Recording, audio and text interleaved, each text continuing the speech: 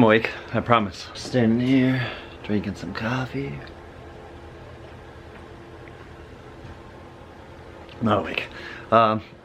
New year, new me, right? Gonna keep the shop more clean. That is a goal, is actually being able to walk around and make use of this space. Even though it's a one-car garage and I have a Harley and a bunch of random crap in it, but we're back. We're doing another video today. If you didn't see the last video, make sure to jump back, check it out. We did install this Barnes four-wheel drive kit under the knuckles, gave everything a basic once-over and a cleanup, getting ready for some final fabrication. In the meantime, since I'm not trying to rush all of that, like I said in that last video, we do have the heims, we have the tube, we have everything to put the front end back together, and basically just have to copy the lengths from center hole on those ball joints on that bar. That will give me a a rough alignment back to what it would have been for a stock 2008 F350. But it should work for my 1980 K30. But rambling here. So we have a goal for today. Like I said, it's gonna be a shorter video. Instead of doing a bunch of stuff as usual, today I'm just gonna tear the last of the junk out of that and install a little bit of a goodie. So before we do any installations, like I said, we gotta tear some stuff out. What are we tearing out? The wiring, finally, for the last time. I'm gonna go through and trace all of this mess out and under, and we'll follow it all the way through, pull all that out, and then whatever of the chassis harness out we have to get out. I still am, what is that? Yeah, one strap is still welded in place and I cut it in half. So I gotta fix that other strap and clean it up. Obviously these two are gross. Had to cut that, so I'll have to repair that. But that's kind of the quality we're going for. But that's for a different video. We have everything to get fuel lines, filters. We have everything. We got the pump. We have all the lift pump, everything. Fuel system will be a coming video because we're going to try and do it in segments. I want to get all the wiring out today, get the installation of that goodie for all that stuff so the front of the motor is back together, and then we're going to go step by step by step. Fuel system, which is, if it wants to focus, tanks, lines, the other lines, you see what I mean? And then from there we'll do wiring, and we'll actually be able to start the truck again. Then we'll, yeah, okay, enough rambling, let's just pull this thing apart. I need some, I don't know, I need some progress.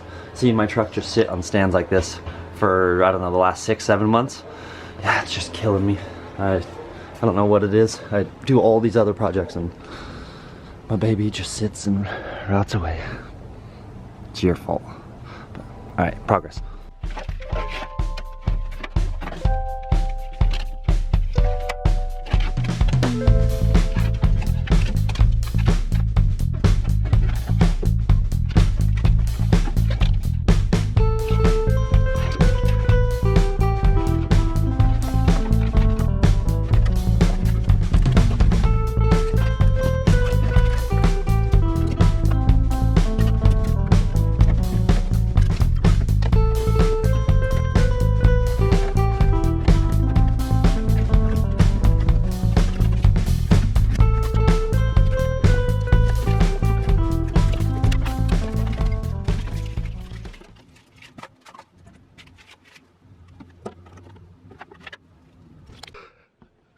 I've never got my ass kicked by wiring like this ever, and holy, is it doing its job. Let's see. I honestly think I have it out, but I could be wrong.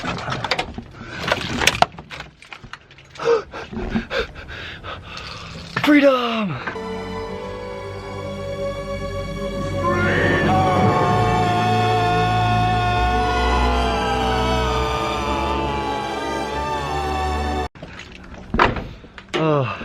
Well, there are two halves of a stock square body harness, interior and exterior.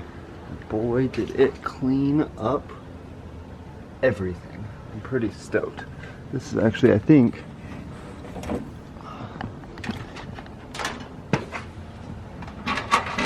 the wire for the stereo. I was like, what is that?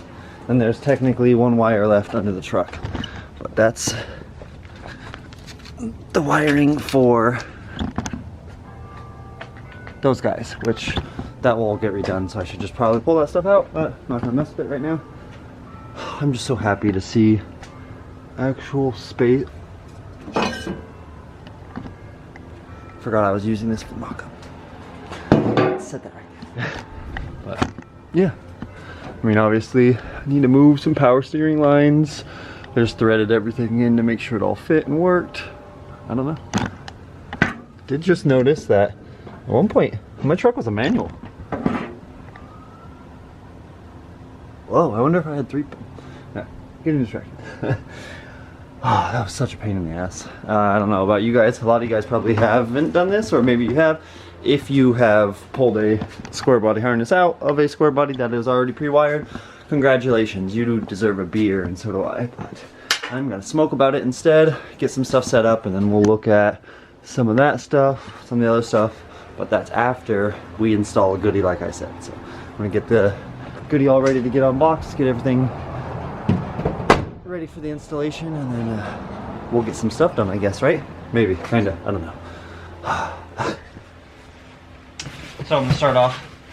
I did cheat and open this box already. I couldn't help it. I was excited. Don't blame me. But I even kept the packaging paper to make it look like I was just opening it, but I'm not gonna lie to you guys. So what we have here, Duramax store, helping us out with basically kicking my butt into gear with motivation and actually allowing me to progress forward the way I needed to without setbacks. So with the truck, I don't have everything ready for the AC setup. I have a condenser, I have all the lines, we have all the parts for, you know, theoretically everything to work and operate the way it should. But the main problem is currently we're going to be running the Duramax compressor, and we have 1980 old, it's R12 stuff. Yes, you can drain out R12, run R134A, etc, etc. I don't plan to keep any of the original stuff for the heater, the AC, any of that stuff for the 1980. Here's why. One, it's all vacuum operated. Everything is ran off vacuum. Everything is, well, besides being ugly and antiquated, you notice how it sticks off the firewall so far. And then, like I was saying, on the inside, it's all ran off of vacuum lines, 1 or 2 cables, and that's it. If we're gonna go through and update everything on the truck, that's gonna be one of the things we're gonna do as well. So we'll be doing a vintage air kit. The vintage air kit actually makes the firewall flat. You only have 4 little, can't even make my fingers like that. You have 2 upper and lower spots, 2 for the AC lines, 2 for the heater hoses. With everything being flat, that will be something we'll do down the road though. I need the truck to run. I'm dying. The motivation is just, it's just not there. I need to hear this thing run again. What am I gonna do? Don't want to ruin a good AC compressor spinning it, you know, with no fluid in it, no lines hooked up. I could temporarily yank the lines out and rig something up, but then it's still, it's not gonna be sealed, it's just gonna leak. Then I'll have to change everything, etc, etc, etc. Instead of all of that, we got ourselves a 2001-2019 Duramax AC delete kit, and we're gonna be going ahead installing all of that, making our life a lot easier and a lot more prepared. So, open this guy up, and it is a simple pulley and a simple bracket. Goes right there, but obviously we have to pull that off first. Slam all that on, we can put the belt back on. I actually know the whole front end's assembled again, all of that. It's huge. I mean, I don't know why I didn't think of this down the road. Someone actually mentioned it in the comment. I'll have to find who that was and give you guys a shout out. That's a great idea, because in that way I don't have to ruin any of this, and yeah, so instead of rambling all this, let's blast this thing off real quick, throw the new one on, and then we can actually, I don't know, look at the truck together, get an idea of what we have to do, and start the long drawn out process. This will go easy. That stuff back there, oh, that's gonna be fun.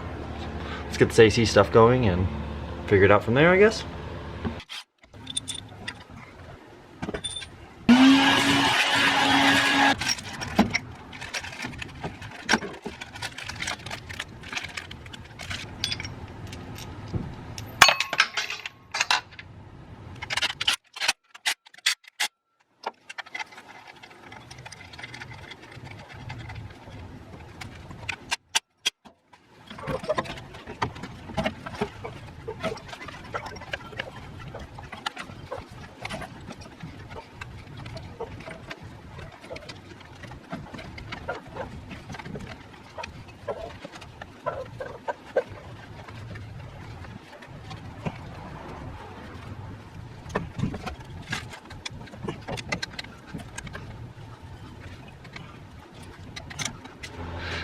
And so we see, yeah, installation went really easy. All I needed was a 1/2" drive socket, something with a 15 on it, which could have been a ratchet, a socket, anything. I just threw a socket on my old trusty little impact because that made life easier.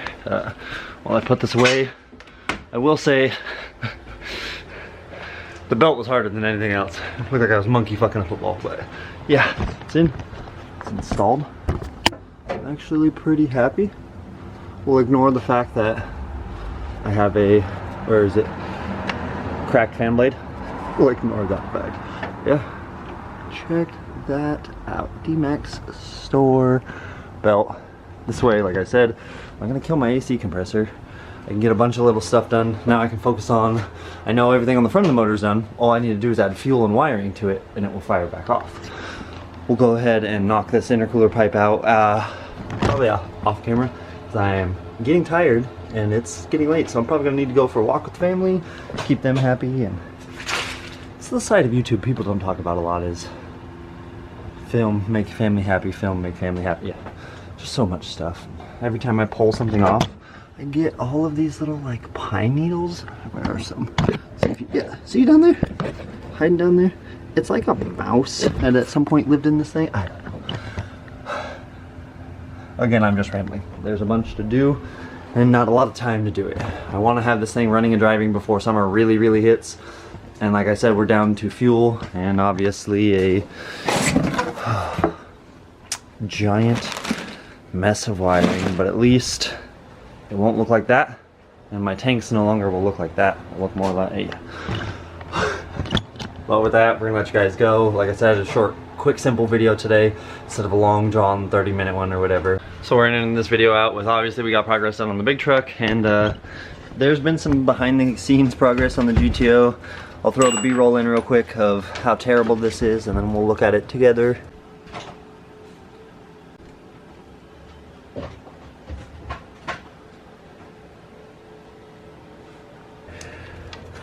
Was hunting down an exhaust leak, and I do believe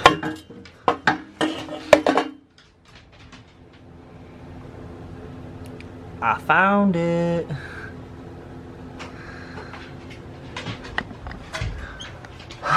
So like I said, if you haven't, throw a like down, leave me a comment, make fun of me for being an idiot, and at some point I'll get in my groove of knowing how to do this YouTube thing. But till then, we're just gonna keep doing stuff like this, and stuff like this is average, so that fits. Average Joe, but yeah. I'm out of here. You guys have a good day. Catch you on the next one. Average Joe Builds out.